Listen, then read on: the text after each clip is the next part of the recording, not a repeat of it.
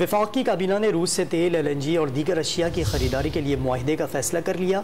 काबीना ने सर्कुलेशन के जरिए रूस के साथ मुआहदे करने की इजाज़त दे दी। वफाकी काबीना की जानिब से बड़ा फैसला किया गया है। रूस से तेल, LNG और दीगर अशिया की खरीदारी के लिए मुआहदे का फैसला हुआ है।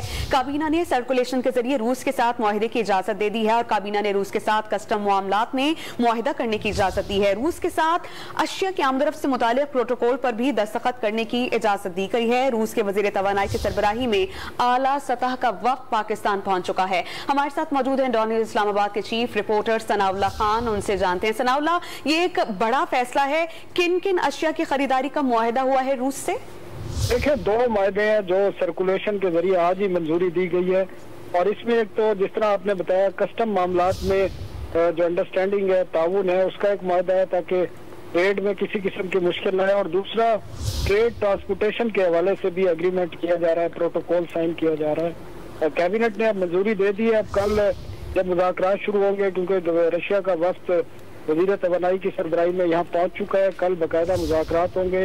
अयाज सादिक हैं और बाकी जो जितने भी वज़रा हैं मुतल्लिका वो शरीक होंगे और 2 दिन ये मुज़ाकरात जारी होंगे, जिसके बाद तवक्को है कि इन माहिदों पर दोनों मुल्कों के दरमियान। सनाउल्लाह खान, बहुत शुक्रिया, आपने बहुत मुफस्सल हमें अपडेट किया।